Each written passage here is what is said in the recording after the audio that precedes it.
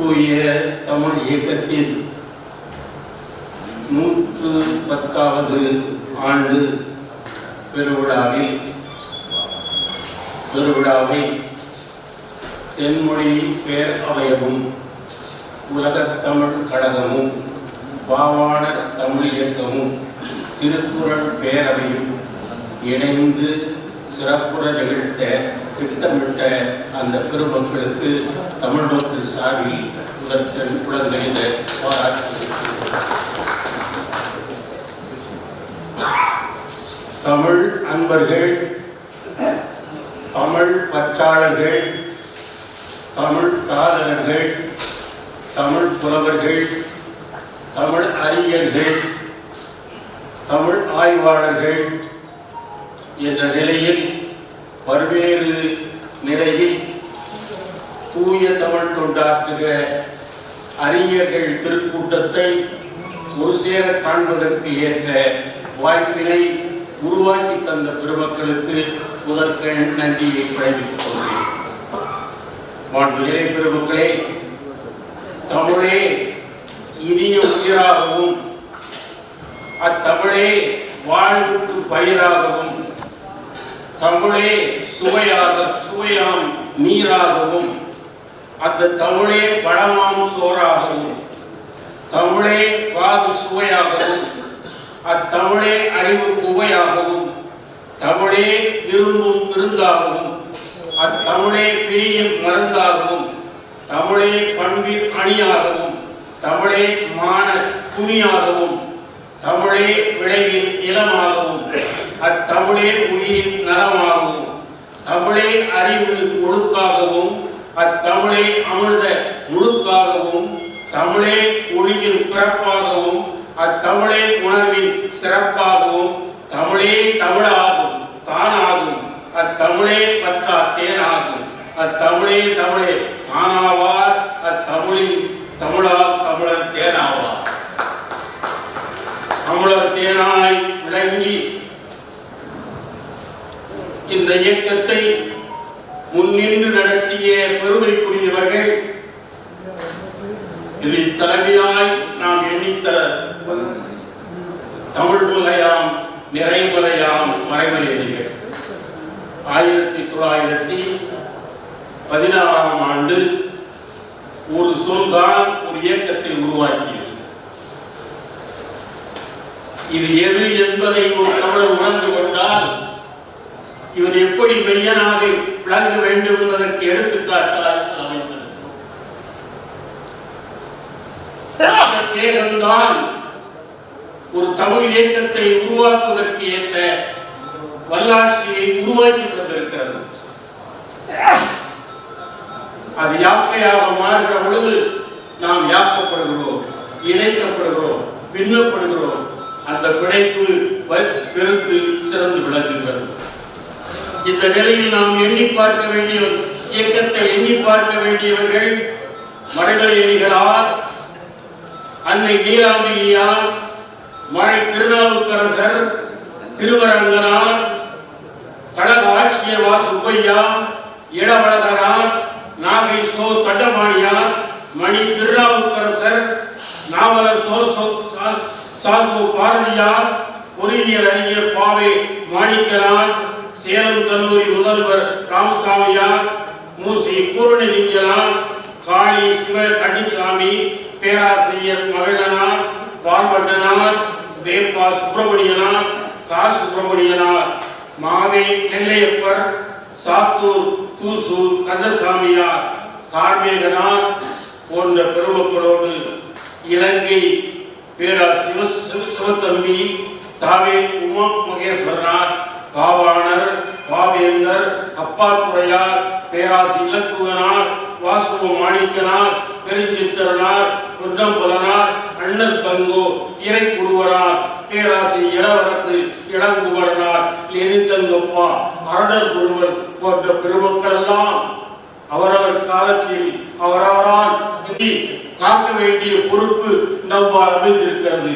நம்முடைய குறிக்கோள் மிக உயர்ந்த குறிக்கோள். திருவள்ளுவர் சொல்வான், கால முயலெய்த அம்பினில் யானை பிழைத்த வேலேந்த இதில் என்று சொல்லி ஒன்றை சொல்லாமல் விட்டிருக்கிறார். நம்முடைய சிந்தனைக்கு முயல் வேட்டையிலும் அதில் வெற்றி பெறுவதை விட யானை வேட்டையில் தோல்வியுற்றாலும் அது வெற்றியாக கருதப்படும். ஆகவே முயல் வேட்டையிலும் யானை வேட்டையில் தோல்வியுறுதல் இனிது, அதனின் இனிது என்பதை ஒன்றை நம் சிந்தனைக்கு விட்டிருக்கிறான். அந்த யானையை வீழ்த்துகிற 1000 யானை அமரனை என்ற மாணவருக்கு வகுப்பது பரணி என்ற நிலையில் சிறந்து விளங்குகிற தமிழ் கூட்டம் பெருக வேண்டும் என்பதுதான் நம்முடைய குறிக்கோள். மண்பிலே பெருமக்களே, நிலத்திற்கு உழவு செய்தல் இன்றியமையானது. அந்த நிலத்தில் பயிர் செழித்து வளர்வதற்கு உரமிடுதல் வேண்டும், அதுவும் இன்றியமையானது.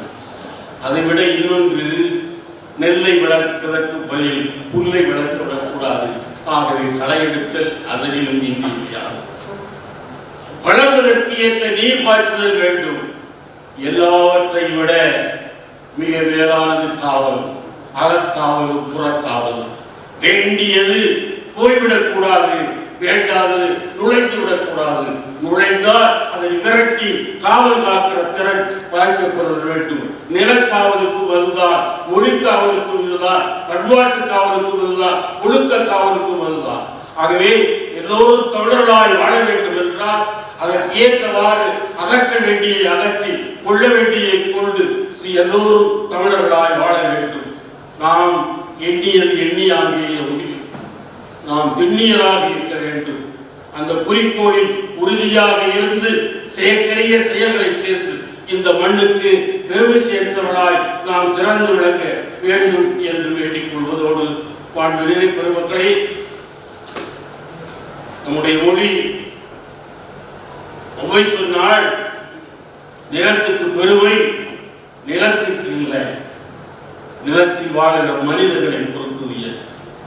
நாடாக ஒன்றோ, காடாக ஒன்றோ, அவனாக ஒன்றோ, இசையாக ஒன்றோ, எவ்வளி நல்லவர் ஆடவர் அவ்வளி நல்ல வாழ்கிறது எண்ணி பார்க்க வேண்டும். நம்முடைய மொழி பழமையாக ஒன்றோ, புதுமையாக ஒன்றோ, வன்மையாக ஒன்றோ, மெய்மையாக ஒன்றோ, எவ்வளி நல்லவர் ஆடவர், எவ்வளி தமிழர் ஆற்றல் உடையவர்களாய், ஒளிப்பற்றுடையவர்களாய், பண்பாட்டு ஊற்றம் உடையவர்களாய் வாழ்ந்தால் அதற்கு ஏற்றவாறு நம்முடைய மொழி மிகச் சிறந்த மொழியாக இந்த மண்ணில் சிறந்து விளங்க முடியும். தாயே, அம்மா, தனித்தவள் தாயே, நீ எவர் நாளில் அணிவிளங்கு அமர்ந்தாயோ, அம்மா, தாயே, தமிழ் மொழியே, தூய தமிழே, நீ எவர் நாவில் அணிவிளங்கு அமர்ந்தாயோ, எவர் நெஞ்சில் அமைவுற நிறைந்தாயோ, எவர் கையில் அழகு மிக தலைத்தாயோ, அம்மா, அவருக்கெல்லாம் அழியா வாழ்வு. ஆகவே நம்முடைய அழியாத வாழ்வு நம்முடைய மொழி வாழ்விலே அமைந்திருக்கிறது. நம்முடைய முன்னோர்களில் முடமாகி போராலும், முழு விழியும் ஒளி காணா இடமாகி போராலும், இடை செவிகள் ஒலி கேளா இடமாகி போராலும், கிளர்ச்சி மிகு நின் அருளுக்கு இடமாகி இருந்தவர்தான் இந்நிலகத்தில் இருந்தவர். யாரெல்லாம் கிளர்ச்சி மிகு நின் அருளுக்கு இடமாகி இருந்தோரெல்லாம் இருந்தவரே ஆவார். ஆகவே நிலைத்த பெருமை தமிழுக்கு தொண்டாற்றியவன் என்றும் சாவதில்லை, நிலைத்த பெருமையோடு வழங்குவார். ஆகவே நல்ல தமிழை, தூய தமிழை நாளும் பரப்புவதற்கு நாம் கடமை மிகுந்திருக்கிறது. ஏனெனில் குடியாட்சி நாட்டில் எண்ணிக்கை முகழ்கிறோம், எண்ணம் முகன்று எண்ணிக்கையை முக்கியம். அதன் பெருக்கம் நமக்கு வெற்றி ஈட்டித் தரும் என்ற உணர்வில் அதற்கு தடைக்கல்லாக எவை இருக்கிறதோ அவற்றை தூக்கி எறிகிற துணிச்சல் வாய்க்கப்பெறுதல் வேண்டும் என்று வேண்டி, கடல் கண்டு மலை கண்டு பயம் கொண்ட தமிழ்நாடு வாழ்க, களம் கண்டு கலை கண்டு கவின் கொண்ட தமிழ்நாடு வாழ்க, உடல் கொண்டும் புறம் கொண்டும் உயர்வாழ்ந்த தமிழ்நாடு வாழ்க, உளமாண்டும் உலகாண்டும் புகழாண்ட தமிழ்நாடு வாழ்க, திடம் கொண்டு திசை கொண்டு திருக்கொண்டு தமிழ்நாடு வாழ்க, தினமென்றும் அறம் கொண்டு முறை கண்ட தமிழ்நாடு வாழ்க.